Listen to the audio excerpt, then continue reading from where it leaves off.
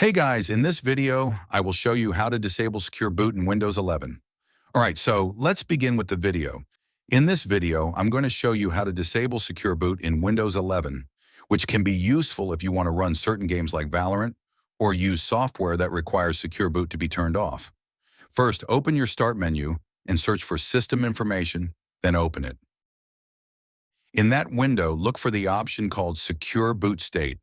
This will show you whether Secure Boot is currently on or off.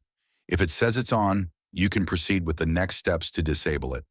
Open the Start menu again and click on Settings. From the left-hand side, select System, then scroll down and click on Recovery.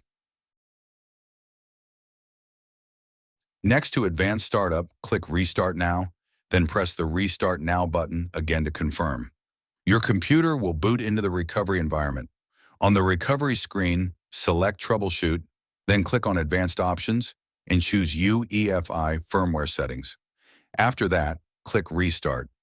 This will restart your computer and open the BIOS or UEFI firmware menu. Once you are in the BIOS, you will see this boot menu. This exact layout can differ based on your computer's brand and model. When you find the Secure Boot option, click on it and change it to Disabled using the drop-down menu. After making the changes, go to Save and Exit in the top navigation of your BIOS. Save your changes and allow your computer to restart. Once your PC boots back into Windows, Secure Boot should now be disabled. And that's it. So that's basically how you can disable Secure Boot in Windows 11.